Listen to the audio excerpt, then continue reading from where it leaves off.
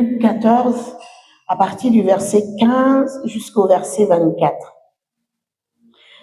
Un de ceux qui étaient à table, après avoir entendu ces paroles, dit à Jésus, « Heureux celui qui prendra son repas dans le royaume de Dieu. » Et Jésus lui répondit, « Un homme donna un grand souper et il invita beaucoup de gens. À l'heure du souper, il envoya son serviteur dire aux conviés, « Venez car tout est déjà prêt. » Mais tous unanimement se mirent à s'excuser. Tous unanimement se mirent à s'excuser. Le premier lui dit, « J'ai acheté un champ et je suis obligé d'aller le voir. Excuse-moi, je te prie. Le bœuf. Et je vais les essayer. Excuse-moi, je te prie. » Un autre dit, « Je viens de me marier et c'est pourquoi je ne puis aller. » Le serviteur de retour apporta ces choses à son maître.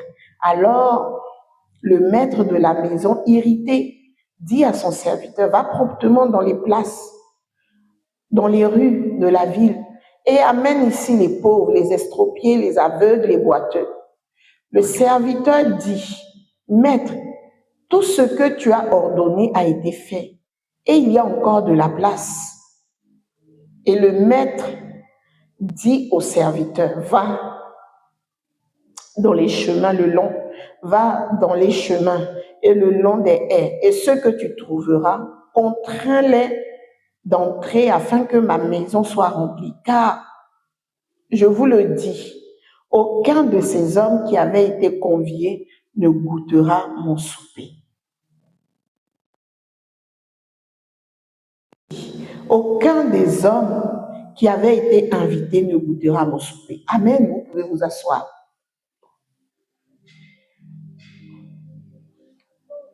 Je disais que dès jeudi soir, le Saint-Esprit m'a parlé. Non, il a commencé à me parler tout au long de la semaine. Dès lundi, je suis tombée sur ce passage et j'ai commencé à méditer. Sans penser à aujourd'hui. Parce que ce n'est pas un message qui ressemble beaucoup au temps de prière. Généralement, le prêche quand il y a des évangélisations et tout ça. Mais ce message, le Saint-Esprit m'a donné un autre goût à ce message, à cette parole que je viens de lire. Et quand il m'a parlé, je me suis dit,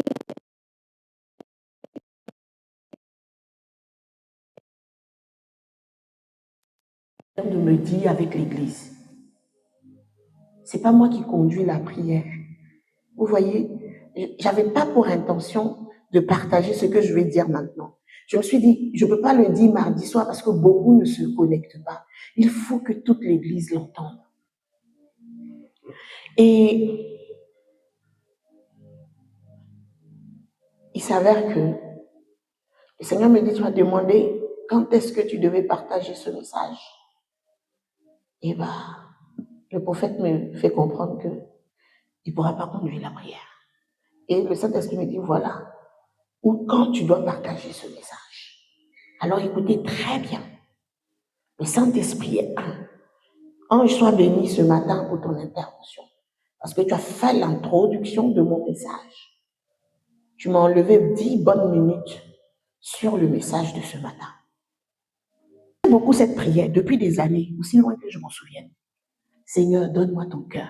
Seigneur, je veux ressentir, je veux avoir ton cœur. Et cette semaine, j'en parle avec émotion, j'essaye de me contenir. J'ai senti le cœur de Dieu, il m'a fait cette grâce. Et waouh! Je peux le dire, oui, j'ai senti le cœur de Dieu. Et ça m'a bouleversée. Ça m'a totalement bouleversée. Je me suis dit, c'est quoi ça? C'est quoi ça? Seigneur, c'est quoi ça? Il m'a dit, tu m'as demandé, tu as supplié, tu as pleuré. Tu veux le cœur de Dieu. Voilà le cœur de Dieu. Le cœur de Dieu est attristé. Le cœur de Dieu est attristé. Le cœur de Dieu est attristé. Église, le cœur de Dieu est attristé. Le cœur de Dieu est meurtri. Le cœur de Dieu souffre pour ses enfants. Mes enfants ne se préparent pas. Mes enfants ne se préparent pas. Les temps sont accomplis. Et mes enfants ne se préparent pas. Le cœur de Dieu est attristé. Et pourquoi? Dans cette parabole, un homme invite. Il fait à manger, il se prépare, il dresse, comme on dit, on met les petits plats dans les grands, je connais plus cette expression. La table est dressée. À l'heure du repas, il n'y a personne. Mais quand on reçoit, on a tous reçu des gens chez nous, on s'assure qu'en face, on nous a dit, on vient, c'est pour ça, on maintient le repas et on dresse la table, n'est-ce pas? Si personne ne t'a confirmé, tu ne fais pas manger. Tu ne t'attends à recevoir personne. On est d'accord au moins sur ce principe. Donc, s'il fait son souper, c'est qu'en face, il a lancé une invitation, il a quand même eu un retour où les gens lui disaient, c'est bon. L'heure du repas arrive, il envoie son serviteur. Se disant certainement, ils ont oublié, va les appeler, c'est l'heure du souper, dis-leur que tout est prêt. Est-ce que ça ne nous arrive pas quand tu dois recevoir des gens et que vous donnez une heure pour manger et que les personnes n'arrivent pas de prendre ton téléphone pour savoir où vous en êtes? Mais tous, unanimement, se mit à s'excuser. Waouh! Waouh! Tous. Mettez-vous à la place de l'autre un peu, de celui-là même qui invite. Tu prends ton temps, tu prends ton argent, tu fais des courses, tu fais à manger, les gens doivent venir et à l'heure même où le repas doit être servi à personne, tu te donnes la peine, c'est toi qui appelles en plus. Pour dire vous êtes où? Et chacun, tout le monde dit on ne peut pas être là, désolé, on ne peut pas être là, désolé, on ne peut pas être là, désolé. Comment vous vous sentiriez-vous? Je pose la question. Comment se sentirais-tu? Tu vas dire c'est un manque de respect, un manque de considération. C'est de la foutaise, en fait. La moindre des choses, tu ne peux pas venir, tu préviens. N'est-ce pas? Il peut arriver qu'il y ait un incident, il peut y avoir un retard, mais tous. La deuxième des choses sur laquelle je veux insister ce matin, c'est les raisons pour lesquelles chacun s'est excusé. Le premier a dit, je viens d'acheter un terrain, il faut que j'aille le voir. Le deuxième a dit, j'ai acheté une paire de bœufs, j'ai acheté 5 paires de bœufs, il faut que j'aille essayer. Et le troisième nous dit, je viens de me marier. Mais excusez-moi, j'ai envie d'attirer notre attention un peu. Est-ce qu'il y a quelque chose de mauvais dans ce qu'ils ont dit? Est-ce qu'il y a un péché dans les justifications qu'ils ont données? Est-ce qu'ils font quelque chose que la Bible déconseille? C'est des choses normales. Alléluia. C'est des choses qui sont normales. Alléluia. Je veux te dire ce matin, ce qui t'éloigne de Dieu, ce qui attriste le cœur de Dieu pour toi, c'est ton quotidien, ce sont des choses normales, c'est même pas ton péché. Le fait d'aller voir son terrain, c'est pas mauvais. Le fait de venir, de se marier, d'avoir des enfants, une famille, à son occuper, est-ce que c'est mauvais? Non. Ce sont des choses de la vie de tous les jours. Mais pourquoi l'autre s'irrite? Ici, celui qui invite, c'est Dieu. Les conviés, c'est nous. Les invités, c'est toi. C'est moi. Combien de fois, pour notre travail, on met Dieu de côté? Combien de fois, pour nos maris, nos enfants, on met Dieu de côté? Mais qu'est-ce qui est là? Qu'est-ce qui a attristé le cœur de Dieu? Souvent, quand on dit oui, beaucoup n'entreront pas. On pense que c'est des voleurs, c'est des criminels, c'est des pécheurs. Non. C'est ton quotidien. Hein? Il n'y a rien. Je voulais souligner. Est-ce qu'il y a, c'est pour ça que je te posais la question. Est-ce qu'il y a quelque chose qui était péché dans ce qu'ils faisaient? Non. Mais ils avaient un rendez-vous. Le champ n'allait pas fuir. Le champ, tu l'as acheté, n'est-ce pas? Il l'a acheté. Le champ pouvait attendre. Il aurait pu aller honorer son rendez-vous, venir retrouver son champ. Les paires de bœufs, là, il les a achetés. Quand tu achètes un terrain, tu visites quand même le terrain, tu ne l'achètes pas de manière virtuelle. Tu as quand même une image de ce que tu achètes. Mais est-ce que s'il partait au rendez-vous, où il avait donné sa parole d'être, est-ce que les champs allaient disparaître? Non. Ce qui veut dire, celui qui vient de se marier, le mariage c'est à vie. Même s'il partait à son rendez-vous, il allait venir retrouver sa femme à la maison. Mais c'est une question de priorité.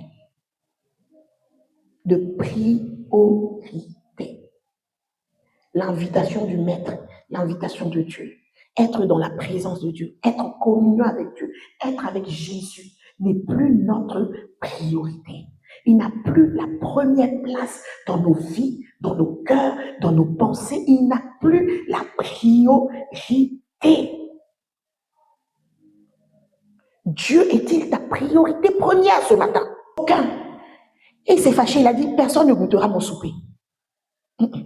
Je ne suis pas la priorité. Je suis l'alpha et l'oméga, le premier et le dernier, le commencement et la fin. Dieu, il dit, Jésus est le premier en tout et en toutes choses. Le premier-né d'entre les frères. Dieu ne peut pas comprendre une excuse qui le positionne au second plan. Jamais. Oh, jamais. J'insiste et je crie que ça rentre bien. Toutes tes excuses qui mettent Dieu en second plan, jamais. Il est le premier d'entre tous, le premier en tout et le premier pour tout.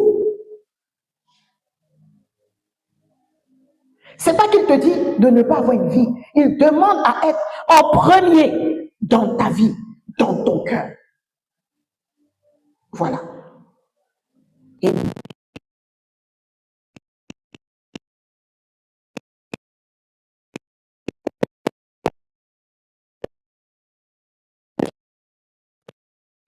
à ceux prioritaire entre Dieu et ce qu'ils avaient à faire, ils ont choisi ce qu'ils avaient à faire. Dieu n'était plus leur priorité. Dieu est-il ta première priorité ce matin? Église, s'il n'est pas ta priorité, il te dit au verset 24, le souper qu'il avait préparé. Oui, il a préparé un souper. Dans sa parole, il dit, les bonnes choses que j'ai préparées d'avance afin que vous les pratiquiez. Il dit à Jérémie, je te connais. Avant même que tu sois formé dans le ventre de ta mère, j'avais pour toi des projets de paix. Je t'avais déjà désigné prophète et j'avais pour toi des projets de paix, d'avenir et d'espérance. Toutes ces choses que Dieu avait prévues, c'est la table qu'il a dressée au fait. Et quand il nous invite, c'est pour qu'on puisse bénéficier de ça. Le souper, c'est ça. C'est tous ses projets. C'est tout ce qu'il avait forgé pour toi. Tout ce qu'il avait planifié, la destinée qu'il avait faite pour toi. C'est dans Éphésiens, on va mettre Éphésiens 2. Éphésiens 2, verset 10.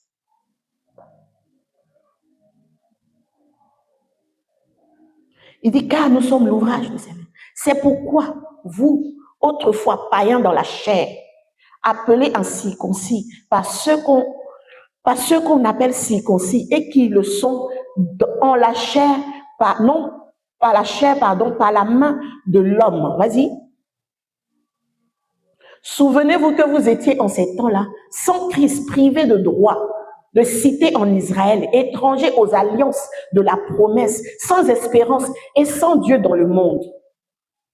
Mais maintenant, en Jésus-Christ, vous qui étiez jadis éloignés, vous avez été rapprochés par lui qui, des deux, n'en a fait qu'un et qui a renversé les murs de séparation de l'inimitié.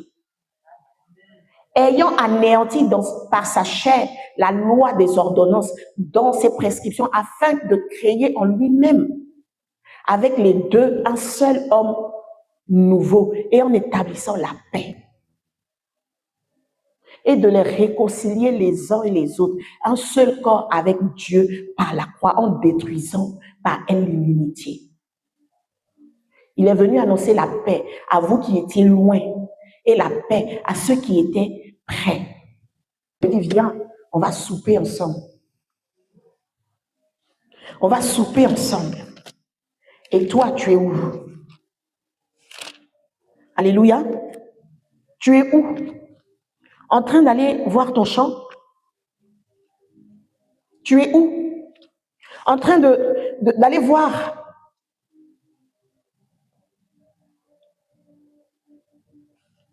Tu es où? Tu es où ce matin? Tu es où? Le Saint-Esprit, il dit, nous a préparé des œuvres afin que nous les pratiquions. Ta vie n'est pas un hasard, tu n'es pas une circonstance. Dans ma version, Éphésiens 2, verset 10, dans ma version dit, en réalité, c'est lui qui nous a fait. Nous avons été créés en Jésus-Christ pour des œuvres bonnes que Dieu a préparées d'avance afin que nous les pratiquions. Éphésiens 2, 10.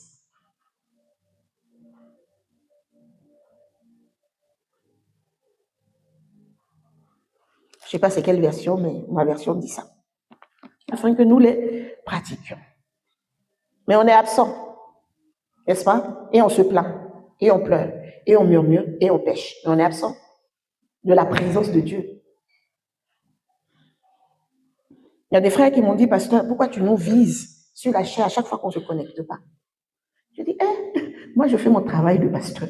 Je vous encourage, je vous exhorte à vous connecter. Parce que je sais ce qu'on gagne quand on se connecte. Mais je ne condamne personne.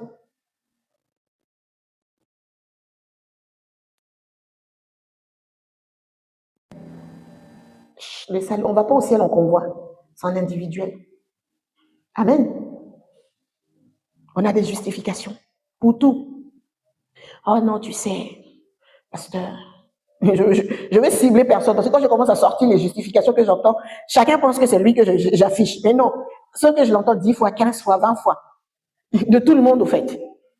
Je ne me suis pas réveillée tôt, non, j'avais un rendez-vous, j'ai quelque chose à faire, non, je suis fatiguée de la semaine.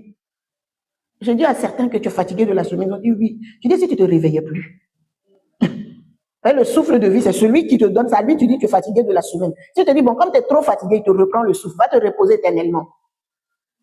On dirait quoi? C'est pas plus mal, hein?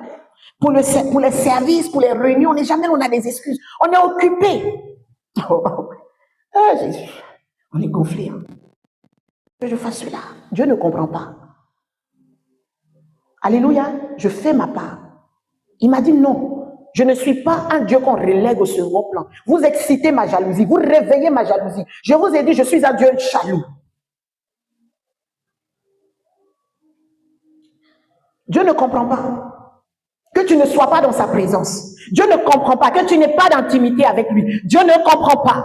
Pasteur, Dieu comprend. Non, ce matin, je te dis de la part du Seigneur, il ne comprend pas. Les temps sont assez graves.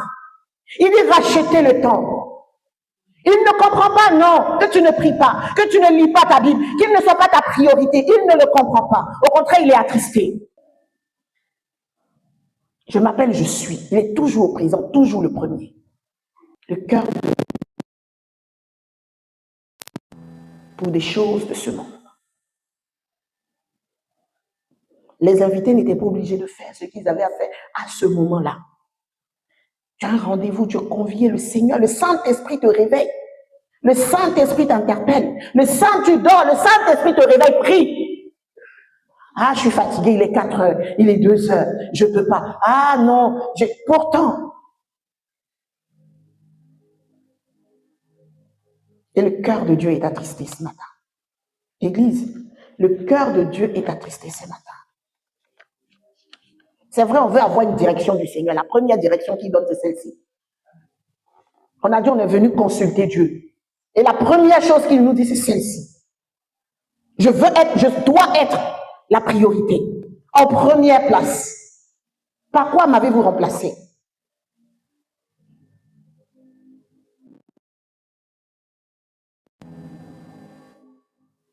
Il n'a plus la première place, il n'est plus le centre. Il est relayé au second plan.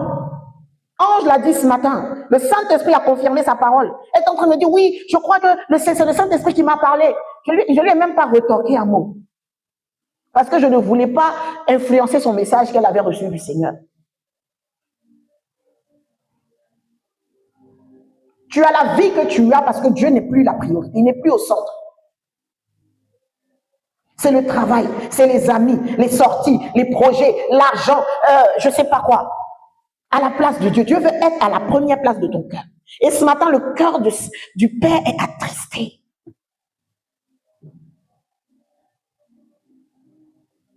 Il dit, j'ai des bonnes choses en réserve pour mes enfants. J'ai des bonnes choses en réserve pour mes enfants. Mais ils ne peuvent la voir que lorsqu'ils lisent la Bible, lorsqu'ils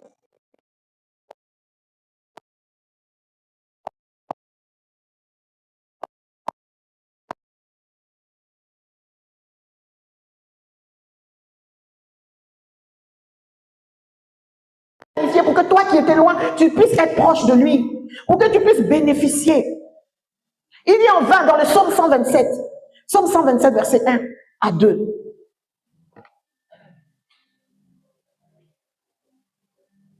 On veut une direction du Seigneur.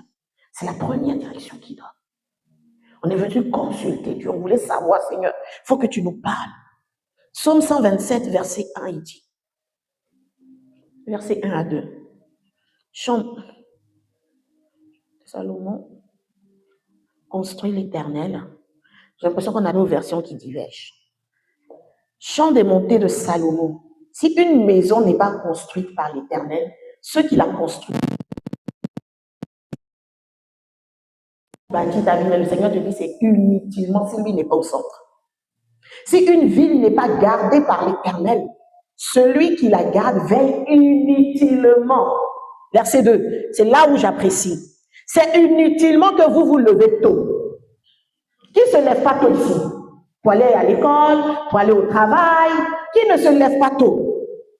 C'est inutilement que vous vous levez tôt, que vous vous couchez tard. Et que vous mangez un pain gagné avec de la peine. Est-ce que ça, j'ai besoin d'expliquer? Il en donne autant à ses bien-aimés pendant leur sommeil. Ah non, pasteur, tu sais, il faut qu'on travaille, on a besoin d'argent, les factures, les dessus. Vas-y, lève-toi tôt, dors tard. La parole de Dieu te dit c'est inutilement. Tu n'as même pas le temps, même dans une journée, de trouver 2 minutes, 5 minutes pour parler avec le Seigneur, pour prier, pour tout, tu peux, tout, tu connais tout. Donc, tu n'as pas besoin du Seigneur. Dieu n'a qu'à s'asseoir te regarder. Tu es l'acteur principal de ta vie, n'est-ce pas? Le Seigneur à côté, toi d'abord, tu vas gérer tes bails. Il dit c'est inutilement que tu te lèves tôt pour gagner le pain, pour manger le pain gagné avec de la peine. Peine, c'est souffrance. Mais il donne autant à ses bien-aimés pendant leur sommeil. Pendant leur sommeil, waouh. Eux, ils dorment, Dieu travaille pour eux. Psaume 20, verset 5. Dieu n'a pas un problème pour nous bénir, non. Il nous a déjà bénis. On a déjà tout.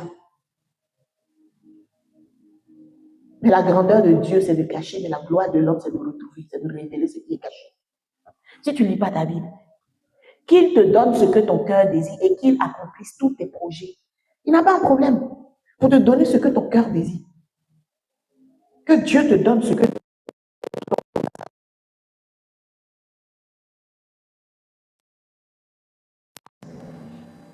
Psaume 21, verset 3 pour finir. Tu lui as donné ce que son cœur désirait. Tu n'as pas refusé ce que ses lèvres te demandaient. Alléluia. Voilà ce qu'il m'a dit. Tu lui as donné ce que son cœur désirait et tu n'as pas refusé ce que ses lèvres demandaient. Pour la personne dont Dieu est la priorité. Dont Dieu qui est à la table du souper. À la table du Seigneur. La table du Seigneur, c'est d'avoir sa parole. Le repas, c'est ça. Il dit, on ne vivra pas seulement de pain. La parole, toujours dit, la parole de Dieu est ma nourriture. La parole de Dieu est une nourriture, c'est ça. S'asseoir à la table du Seigneur et manger, manger et manger. Alléluia. C'est en vain, on souffre. Hein. Le Seigneur il ne se reconnaît pas dedans. Il veut être la priorité de notre existence. Il veut être au centre de tout. La base de tout, le pilier de tout. Nous voulons consulter Dieu, n'est-ce pas? Et il dit ce matin, ôtez vos faux dieux du milieu de vous. Détruisez vos idoles. Là, je vais lire. Amen. Je vais lire ce qu'il m'a dit. Et je vais vous le lire. Je ne vais pas paraphraser. Je vais lire. Il dit, ôtez vos idoles au milieu de vous. C'est la première partie que le Seigneur m'a donnée. Je vais seulement lire. Quand j'ai reçu ça, j'étais assise par terre, donc, en train de gémir. Mon mari m'a dit, mais qu'est-ce que tu as? Église, Jésus revient. Les temps sont mauvais. Si tu n'as pas eu le temps de te fortifier, d'être musclé dans la parole, d'être bâti dans la parole, enraciné, tu seras emporté par le vent qui est en train d'arriver. Les choses n'iront pas mieux. La parole l'a dit. Je ne suis pas pessimiste, je ne suis pas une prophète de malheur ce matin. Je dis juste ce que Dieu a dit dans les derniers temps. Si tu lis ta Bible, tu sauras dans quel temps nous sommes. Toutes les prophéties se sont quasiment accomplies. D'une minute à l'autre, la trompette va sonner. Où iras-tu? Il dit, ôtez vos idoles. Ôtez votre idole. Je lis, je ne suis plus la priorité de mes enfants. Ils m'ont tous abandonné. Ils m'ont ouvert la porte de leur cœur et ils m'ont pour souper avec moi.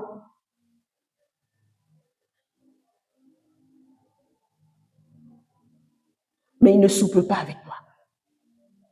Ma fiancée m'a délaissée. Je ne suis plus la priorité. Je ne suis plus le centre de sa vie. Elle n'apprécie plus ma compagnie. Elle a plus de temps. Elle n'a plus de temps pour moi. Et mon cœur est attristé. Elle a réveillé ma jalousie, car je suis un Dieu jaloux. Toi qui as si bien commencé, pourquoi t'es-tu arrêté en chemin? Et aujourd'hui, ce que j'ai contre toi, c'est que tu as perdu ton premier amour. Tu n'as plus ta passion pour moi. Ce feu s'est éteint. Tu m'as relayé au second plan. Mais sache, je suis Alpha, le premier en toutes choses. Mes enfants m'ont remplacé par leur téléphone. Mes enfants m'ont remplacé par leur téléphone. Ils préfèrent leur téléphone à moi.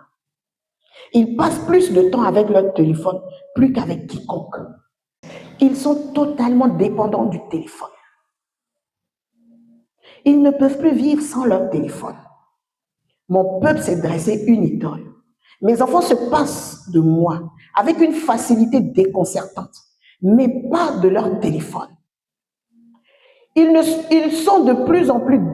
sont plus dépendants de moi, du Saint-Esprit et de ma parole, mais ils dépendent du téléphone. Ils dorment avec, ils se réveillent avec, ils le consultent pour tout. Et je suis reléguée au second plan. Mais moi, je les aime d'un amour éternel. Depuis la croix, mes bras sont toujours ouverts, éternellement pour eux. Je suis l'Éternel, je ne peux être au second plan. Le téléphone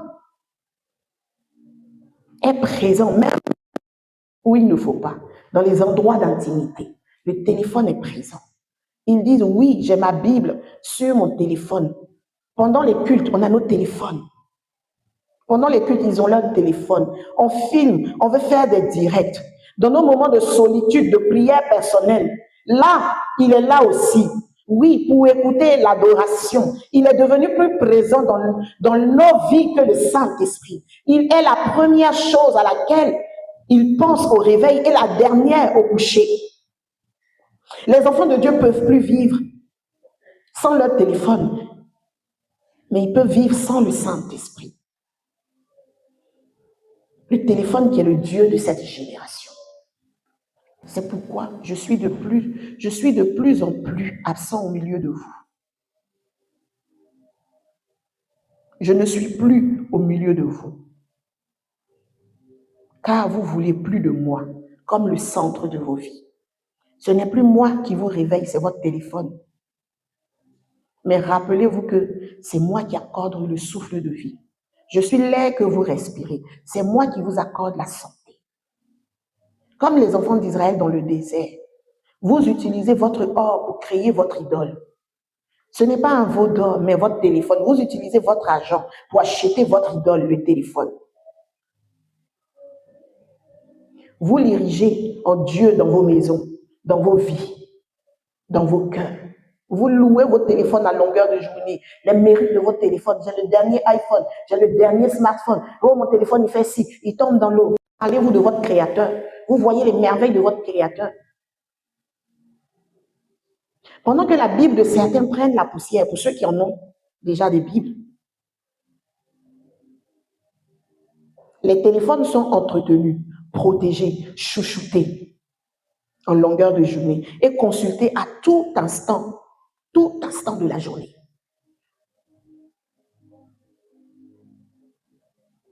Ne dites pas au Saint-Esprit, nous n'avons pas le choix, car Dieu nous a donné la capacité de choisir, la possibilité de choisir. Accordé, nous a donné cette capacité-là. Le Saint-Esprit nous a donné la possibilité de choisir. Ne dites pas, on n'a pas le choix. On est moins conscient du Saint-Esprit qui vit en nous. On n'a plus d'intimité avec lui. C'est lui qui est en nous. Revenons au Seigneur et répandons-nous. Qu'il nous délivre de cette dépendance. Le Dieu de ce siècle, le téléphone. J'étais choquée. Jusqu'à ce que le Saint-Esprit attire mon attention dessus. On consulte le téléphone combien de fois? Pour tout, Google, comment on appelle l'intelligence artificielle, machin, mais combien de fois pour faire des choses, nous consultons la parole de Dieu? Combien de fois nous protégeons nos téléphones? Quand ils tombent, tu es capable de faire demi-tour, être en retard parce que tu as oublié ton téléphone à la maison. Mais ça ne te dérange pas de ne pas lire ta Bible pendant une semaine. Réponds-toi ce matin. Mon téléphone fait telle chose, celui-ci est meilleur, celui-là est comme ça, tu le charges, tu mets ton réveil, tu penses que c'est ton téléphone qui te réveille. Mon peuple s'est dressé une idole. Et vous payez, comme les enfants d'Israël, pour ceux qui ont médité Lévitique et Exode, on le paye de plus en plus cher. Seigneur, pardonne-moi. J'ai fondu en larmes. Vous voyez, j'ai écrit mon message sur une feuille. Ma Bible est sur le téléphone. Je veux passer un moment. On est en culte, on n'a aucun respect pour la présence de Dieu. On se fait des selfies, on filme, on passe tout notre temps à se casser la tête avec les équipes de communication pour que les cultes soient en ligne. Hey, Dieu n'a pas dit que sa parole devait être en ligne. Allez. Le Dieu de ce siècle, mon peuple s'est dressé une idole. Les enfants ne me reconnaissent plus. On a plus conscience de notre téléphone que la présence du Saint-Esprit qui vit en moi. Et on se caresse avec notre mentalité pour dire oui, j'ai ouvert mon cœur, oui. Le Saint-Esprit est là, mais il est assis dans un coin. Tu ne le calcules pas, tu ne lui parles pas tout au long de la journée. Ange l'a dit ce matin, c'est comme, on est devenu comme des politiciens. Pour faire correct, bonjour Saint-Esprit, je te recommande ma journée. Bonjour Saint-Esprit, je dors. Oui, j'écoute les messages sur mon téléphone. Oui, j'écoute les adorations sur mon téléphone. Tu n'as pas le temps, tu es sûr. Combien de temps passes-tu sur ton téléphone? Combien de temps es-tu assis face à face avec ton Créateur, avec le Saint-Esprit? Ton esprit est saturé. Meurtri. Mon peuple s'est érigé une idole. Dieu ne peut plus nous parler. Pour tout, on se réfère au téléphone. Pour se déplacer, pour manger, pour quoi que ce soit, sur le téléphone. On va prier. C'est la première direction que le Seigneur me donne. On est venu consulter Dieu. Nous allons demander pardon, nous repentir. Que Dieu nous délivre de cette dépendance. Certains ont déclaré ici, je ne peux pas vivre sans mon téléphone. Il y a toute ma vie dans mon téléphone. Vous n'avez pas entendu ça? Il y a toute ma vie dans mon téléphone. Ah, moi, je ne peux pas vivre sans mon téléphone. Ton téléphone est devenu ton Dieu. Et où est Dieu? Et on trouve des excuses. Non, je n'ai pas le temps, pasteur, je suis occupé. Tu passes combien de temps sur ton téléphone? Tu prends le temps de le charger. Même quand tu dors, tu te réveilles. Ah, mon téléphone n'est pas chargé, tu sursautes. Tu t'es déjà sursauté comme ça. Dieu de cette génération. Et on est tous dépendants. Que personne ose me dire ce matin qu'il ne se retrouve pas dans ce que le Seigneur a dit. On fait nos messages sur les téléphones. On prend tout est sur les téléphones. Certains n'ont même pas de Bible. Oui, ma Bible est sur mon téléphone. Avec ça, on veut renverser les montagnes. Avec ça, on veut faire des exploits. Combien de temps tu consultes ton téléphone par jour? Et dis-moi combien de temps tu consultes le Saint-Esprit par jour?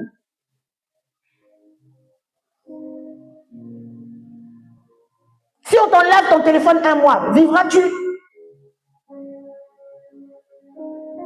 Mais tu fais un mois sans venir au culte, sans te connecter, sans même prendre le soin de lire la parole. Qu'est-ce qui est plus important que ton éternité? Quoi? Tes études, ton travail, ta famille? Sache que les temps sont arrivés, les temps sont accomplis. Église du Seigneur, enfants de Dieu, les temps sont accomplis.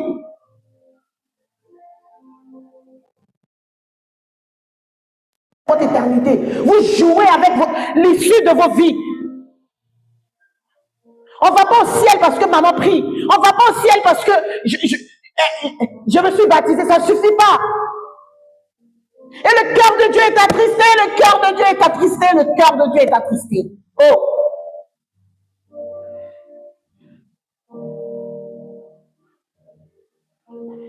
Oh Dieu,